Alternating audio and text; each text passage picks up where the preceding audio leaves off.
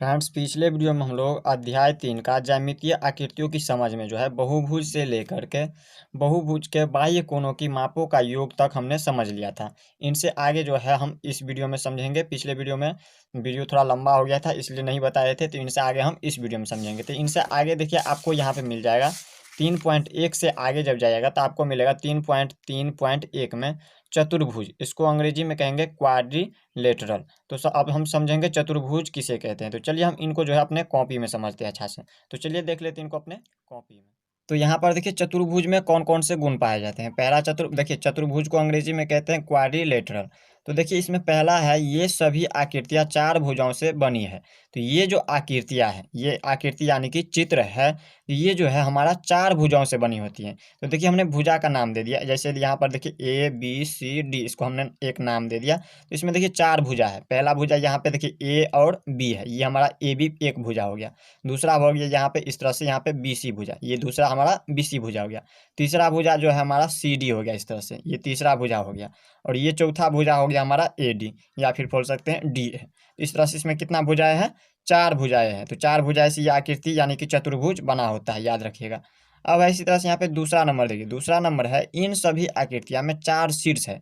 अब ये जो आकृतियां है इसमें कितना शीर्ष पाए जाते हैं? चार शीर्ष पाए जाते हैं। अब शीर्ष कौन सा है इसमें से, वो कैसे पता करें? तो ये जो देखिए दो रेखाखंड के बीच में जो बनता है इस तरह से बिंदु पॉइंट बनता है, वो हमारा होता है शीर्ष। जैसे देखिए ये हमारा हो गया ए डी रेखाखंड और दूसरा हो गया यहाँ पे ए बी रेखाखंड, और इन दोनों के बीच में जो ये बना है बिंदु, ये जो कोण बना है, इसको हम कहेंगे शीर्ष। इसी तरह से यहाँ पे इसमें कितना शीर्ष पाया जाता है? चार शीर्ष पाया जाता है। पहला शीर्ष ये हो गया, इस तरह से ये रेखाखंड और ये दूसरा ये रेखाखंड के बीच में ये बना है, तो ये हमारा दूसरा शीर्ष हो गया। और ये रेखाखंड और ये तीसरा ये रेखाखंड इस तरह से बना है, तो ये इनके बीच में जो ये शीर्ष, ये हो गया हमारा शीर्ष। और चौथा देखिए इस तरह से एक गया है रेखाखंड और दूसरा रेखाखंड इस तरह से आया, और इनके बीच में जो ये पॉइंट बना है, ये हमारा बन गया शीर्ष। तो इसको कहेंगे हम शीर्ष। तो इसमें कितना शीर्ष बना है? चार शीर्ष, एक शीर्ष, दूसरा शीर्ष, तीसरा शीर्ष और ये चौथा शीर्ष। अब है देखिए तीसरा नंबर है, इन सभी आकृतियां में चार कोण है।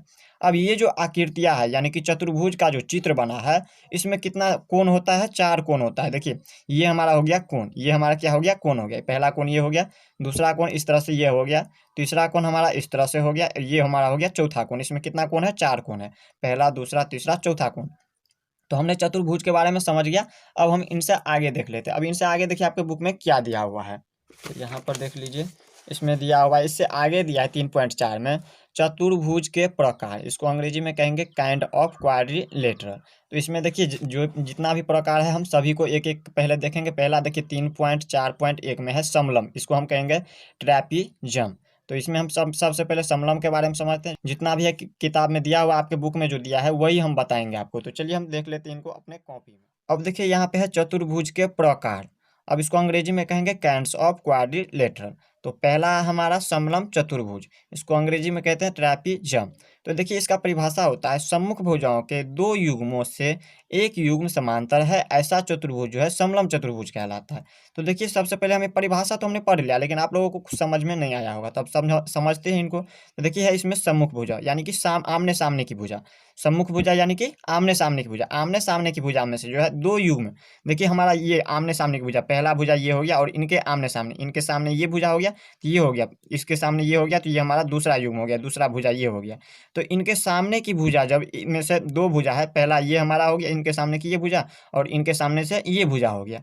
तो इसमें से एक युग्म, देखिए यहाँ पर दिया हुआ है दो युग्म में से एक युग्म समांतर है। देखिए समांतर कब होता है?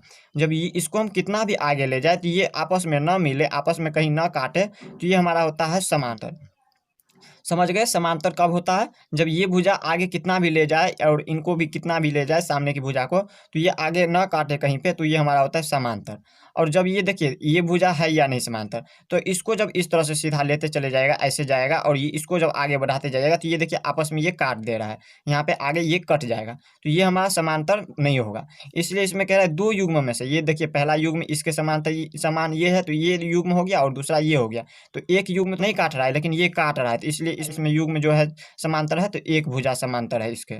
तो इस तरह से हमने ये भी समझ गया। इसी तरह से इसमें भी है, इसमें भी देखिए इसके समांतर ये नहीं है, लेकिन ये जो है इसके समांतर है। ये भुजा के समांतर ये भुजा है। इसको जब आगे कितना भी ले जाएगा और इसको भी ले जाएगा तो ये आपस में कहीं नहीं काटेगा, लेकिन इसको जब ले जाएगा इस तरह से तो इसको सीधा करेंगे और इसको हम इस तरह से लेते चले जाएंगे तो ये हमारा काट देगा। तो ये हमारा इसके समांतर ये भुजा नहीं है। तो याद रखिएगा इसमें एक युग्म जो है समांतर होता है। ये देखिए इसके समांतर ये एक युग्म हुआ है, लेकिन दूसरा युग्म इसके समांतर नहीं है। तो ऐसा सब चतुर्भुज क्या, कौन सा चतुर्भुज कहलाता है? तो पहला हमने समलंब चतुर्भुज के बारे में समझ लिया। अब इनसे आगे समझते हैं। इनसे आगे देखिए आपके बुक में क्या दिया हुआ है। इनसे आगे देखिए दूसरा दिया है पतंग। 3.4.2 में दिया है पतंग, इसको अंग्रेजी में कहते हैं काइट। तो देखिए अब हम पतंग के बारे में समझते हैं। तो इनको जो है आप लोग एक बार जरूर पढ़ लीजिएगा, अच्छा से आपको समझ आ जाएगा। तो चलिए इनको अपने कॉपी में समझ लें। अब देखिए पतंग, इसको अंग्रेजी में कहते हैं काइट। तो इसका देखिए क्या क्या गुण पाया जाता है इसमें। देखिए पहला है विकर्ण एक दूसरे पर लंब होते हैं। तो ये हो गया हमारा पतंग का चित्र। इस तरह से ये होता है हमारा पतंग का चित्र। आप लोग पतंग उड़ाते होंगे, वही पतंग है। तो ये हो गया पतंग का चित्र। इसमें देखिए कह रहा है विकर्ण एक दूसरे पर लंब होते हैं। जैसे मान लीजिए हमने एक चतुर्भुज ले लिया, ये हमने एक चतुर्भुज ले लिया, और तो इसमें जो है ये जो हमने चतुर्भुज लिया है तो इसमें एक दूसरे पर क्या होता है, विकर्ण लंब होता है। जैसे ये विकर्ण, देखिए विकर्ण हम किसको कहेंगे, तो ये जो हम बीच से इस तरह से काटते हैं तो ये हमारा होता है विकर्ण। इसी तरह से ये दूसरा विकर्ण हो गया। इसमें कितना विकर्ण हो गया, दो विकर्ण, पहला ये और दूसरा ये विकर्ण। तो एक दूसरे पर लंब होते हैं विकर्ण। तो जैसे ये हमारा हो गया लंब, लंब मतलब 90 डिग्री का होता है एक दूसरे पर, विकर्ण पर जो है 90 डिग्री का कोण बनता है। तो ये हमारा हो गया 90 डिग्री पर लंब होता है विकर्ण। अब दूसरा देखिए गुण क्या है इसमें, दूसरा है एक विकर्ण दूसरे विकर्ण को समद्विभाजित करता है। अब देखिए ये जो एक विकर्ण, ये जो पहला विकर्ण है ये दूसरे विकर्ण को क्या करता है, समद्विभाजित, यानी कि बराबर बराबर भागों में ये क्या कर रहा है, काट रहा है। जितना बड़ा, जितना ये बड़ा होगा उतना ही बड़ा इधर भी होगा, जितना बड़ा ये होगा उतना ही बड़ा ये भी होगा। तो इस तरह से ये क्या कर रहा है, समद्विभाजित कर रहा है। अब है तीसरा, यहाँ पे है आसन भुजाओं के युग्म के बराबर होता है। अब देखिए आसन भुजाओं के युग्म के क्या होता है, ये बराबर होता है। जैसे यहाँ पर देखिए आसन भुजा यानी कि आमने सामने की भुजा क्या होता है, बराबर होता है। जैसे इसके समान ये भुजा हो गया और इसके समान जो है ये भुजा हो गया। तो इस तरह से ये भी समझ गए होंगे किस तरह से होता है। अब हम इनसे आगे समझ। अब देखिए तीसरा नंबर है समांतर चतुर्भुज, इसको अंग्रेजी में कहते हैं पैरेललोग्राम। तो इसकी क्या क्या विशेषता है वो देखिए। इसमें है सम्मुख भुजाओं का प्रत्येक योग जो है समांतर होता है। इससे पहले हमने समलंब चतुर्भुज में देखा हुआ था जो एक ही योग जो है बराबर होता था दो में से, लेकिन इसमें सम्मुख यानी कि सामने की भुजा, ये हो गया सामने की भुजा, इनके बराबर ये होगा। काहे होगा, क्योंकि इसको कितना भी आगे ले जाएगा इस तरह से तो ये आपस में नहीं काटेगा। और दूसरा भुजा ये हो गया, इसके समान कितना भी इनको आगे ले जाएगा ये भी हो जाएगा इस तरह से, तो ये आपस में कभी भी नहीं काटेगा। तो दोनों भुजा इनके यानी कि ये भी हो गया इसके समान और ये भी हो गया इसके समान, दोनों क्या कर रहा है, आपस में समान हो रहा है। तो इनके समांतर होता है दोनों भुजा, याद रखिएगा। अभी हमने इससे पहले पढ़ा था समलंब में जो एक ही भुजा था बराबर, उसमें सिर्फ एक होता था और दूसरा जो है इस तरह से कट जाता था, बनाए हुए थे चित्र उस तरह में, देख लीजिएगा पीछे करके हमने अभी बताया हुआ था आप लोगों को समलंब चतुर्भुज में। अब इसमें देखिए दूसरा विशेषता क्या है, दूसरा है सम्मुख भुजाएं और कोण जो है बराबर होते हैं। अब देखिए सम्मुख भुजाएं, तो ये जो भुजा है यही सम्मुख भुजा है, और ये हो गया इनके सामने की भुजा, सम्मुख भुजा यानी कि सामने की भुजा। तो इनके सामने की भुजा ये तो हमारा बराबर होता ही है, इनके सामने ये हो गया तो ये भी बराबर होता है इनके बराबर। तो ये बराबर के साथ साथ कोण भी इसमें क्या होता है, बराबर होता है। जैसे ये कोण अगर मान लीजिए 19 डिग्री तो ये भी कोण 19 डिग्री, और ये कोण अगर 19 डिग्री तो ये भी कोण 19 डिग्री। इनके चारों भुजाएं कोण क्या होते हैं, समान होते हैं। अब इनसे आगे समझिए। तीसरा है विकर्ण एक दूसरे को समद्विभाजित करते हैं। अब देखिए इनके विकर्ण, ये जो विकर्ण है ये क्या है, एक विकर्ण है। तो ये जो विकर्ण है ये क्या करते हैं, आपस में एक दूसरे को समद्विभाजित करते हैं, यानी कि बराबर बराबर भागों में काटते हैं। जैसे यहाँ पर देखिए ये इस इतना बड़ा तो ये भी इसके समान, ये दूसरा हो गया अलग अलग भाग हो गया, पहला ये हो गया और दूसरा ये हो गया। इसी तरह से इसके बीच में ये देखिए काट रहा है, इस तरह से ये हो गया और इसके समान ये हो गया भुजा। तो इस तरह से ये क्या कर रहा है, विकर्ण है, ये विकर्ण क्या कर रहा है, समद्विभाजित कर रहा है। तो हमने समांतर चतुर्भुज के बारे में भी समझ गया। अब हम इनसे आगे समझ। अब देखिए चौथा नंबर है समचतुर्भुज, इसको अंग्रेजी में कहेंगे रोम्बस। तो इसमें देखिए पहला क्या है विशेषता, इनकी सभी भुजाएं बराबर होती है। इनकी जो देखिए ये जो समचतुर्भुज का हमने एक चित्र बनाया, इसमें देखिए सभी भुजा इनके बराबर, जैसे इनके समान ये भुजा और ये भी भुजा इनके समान और ये भी भुजा, यानी कि चारों भुजा। अगर मान लीजिए ये अगर 5 सेंटीमीटर का भुजा है तो ये भी 5 सेंटीमीटर का, ये भी 5 सेंटीमीटर और ये भी 5 सेंटीमीटर का, इनकी चारों भुजाएं क्या होगा, समान का होगा। अब इसी तरह से यहाँ पे दूसरा, अब देखिए दूसरा नंबर है समांतर चतुर्भुज के सभी गुण होंगे। अब देखिए समांतर चतुर्भुज के बारे में हमने पिछले में 3 नंबर में, अभी 4 नंबर है, इससे पहले जो है 3 नंबर में हमने बताया हुआ था जो जो इनके गुण मिलते जुलते हैं इससे। सम चतुर्भुज में जो है सभी समांतर चतुर्भुज के गुण पाए जाते हैं।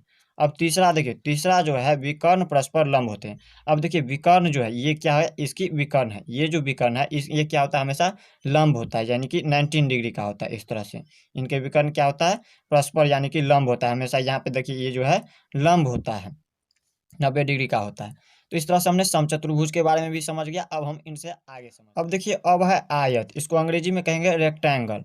तो इसमें देखिए क्या क्या विशेषता होता है। पहला है आयत की सम्मुख भुजाएं समान होती है। आयत, ये हमने आयत का चित्र बनाया, तो इसमें आयत की सम्मुख यानी कि सामने की भुजा, ये हो गया हमारा, इसके सामने की भुजा ये हो गया, तो इनके समान जो है ये भुजा होगा, याद रखिएगा। और दूसरा, ये सामने की भुजा इनके बराबर जो है ये भुजा होगा, इनके सामने की भुजा ये हो गया, सम्मुख भुजा ये हो गया, तो ये इनके बराबर होगा और ये इनके बराबर होगा। अब देखिए दूसरा है आयत का प्रत्येक कोण जो है 90 डिग्री का होता है। आयत का जो प्रत्येक कोण है, जितना भी कोण है वो कितने डिग्री का होगा, 90 डिग्री का कोण होगा। याद रखिएगा, ये जैसे ये जो कोण है ये हमारा क्या होगा, 90 डिग्री का कोण होगा। आयत का प्रत्येक कोण समकोण यानी कि 90 डिग्री का होगा। तो इस तरह से हमने ये भी समझ गया जो 90 डिग्री का कोण होता है इसका। अब है तीसरा है आयत का विकर्ण जो है समान लंबाई का होता है। आयत का विकर्ण क्या होता है, समान लंबाई का। जैसे ये अगर मान लीजिए 10 सेंटीमीटर है, तो ये भी क्या होगा, इनकी लंबाई जो है 10 सेंटीमीटर होगा। अगर ये 5 सेंटीमीटर का है तो ये भी 5 सेंटीमीटर का, दोनों क्या होता है, समान लंबाई का होता है इसका विकर्ण जो है ये। तो अब है चौथा नंबर। अब देखिए चौथा नंबर है आयत के विकर्ण एक दूसरे को समद्विभाजित करते हैं। अब देखिए आयत का विकर्ण, ये जो विकर्ण है एक दूसरे को क्या करता है, समद्विभाजित कर रहा है, यानी कि बराबर बराबर भागों में काट रहा है इस तरह से। अब हम इस आयत के बारे में भी समझ गए, अब हम इनसे आगे समझते हैं। इनसे आगे अब देखिए क्या दिया हुआ है। अब देखिए अब है वर्ग, इसको अंग्रेजी में कहते हैं स्क्वायर। इसमें देखिए इसकी क्या क्या विशेषताएं हैं। तो पहला है वर्ग की चारों भुजाएं समान होती है। अब देखिए वर्ग में जो है चारों भुजाएं इनकी क्या होती है, समान होती है। अगर ये मान लीजिए 9 सेंटीमीटर का, तो ये भी 9 सेंटीमीटर का। अगर ये 9 सेंटीमीटर, ये 9 सेंटीमीटर, ये भी 9 सेंटीमीटर, ये भी 9 सेंटीमीटर और ये भी 9 सेंटीमीटर, इनकी चारों भुजाएं क्या होती है, समान होती है वर्ग में। याद रखिएगा, इन अगर ये इनके समान ये भुजा भी हो सकता है, ये भी भुजा होगा और ये भी भुजा क्या होगा, चारों भुजाएं क्या होगा, एक समान होगा। अब देखिए इसमें क्या कह रहा है, इसके आगे है दूसरा है वर्ग का प्रत्येक कोण समकोण होता है। अब वर्ग का जो है प्रत्येक कोण यानी कि जितना भी कोण है वर्ग में, सभी कोण क्या होता है, समकोण यानी कि 90 डिग्री का होता है। जैसे अगर ये भी कोण हो गया 90 डिग्री का, ये भी कोण क्या होगा, 90 डिग्री का हो जाएगा, ये भी कोण हो जाएगा 90 डिग्री का और ये भी क्या हो जाएगा, 90 डिग्री का। ये भी चारों कोण क्या होगा इनके, 90 डिग्री का होगा। समकोण यानी कि 90 डिग्री होता है, प्रत्येक कोण इसकी क्या होगा, समकोण होगा। अब है तीसरा नंबर है वर्ग का विकर्ण समान लंबाई का होता है। वर्ग का विकर्ण, ये जो वर्ग जो बना है वर्ग का चित्र, इसकी विकर्ण जो है ये समान लंबाई का होता है। जितना लंबाई इसकी होगा उतना ही लंबाई इसकी भी होगा, इनकी समान लंबाई होती है। अब चौथा है वर्ग के विकर्ण एक दूसरे को समकोण पर समद्विभाजित करते हैं। अब ये जो वर्ग बना है इसमें विकर्ण जो है, ये जो विकर्ण है ये आपस में क्या है, इस तरह से समद्विभाजित कर रहा है। ये इस पे समद्विभाजित जो कर रहा है, तो ये क्या होता है, समकोण पर समद्विभाजित करता है, यानी कि 90 डिग्री पर समद्विभाजित करता है। ये 90 डिग्री और समद्विभाजित कर रहा है, यानी कि इनको चारों जो कोण होगा ये 90 डिग्री का पाया जाएगा। इस तरह से ये हो जाएगा। तो हमने यहाँ पे वर्ग के बारे में भी समझ गया। अगले वीडियो में जो हम इनसे आगे देखेंगे। तो मिलते हैं नेक्स्ट वीडियो में, तब तक के लिए गुड बाय।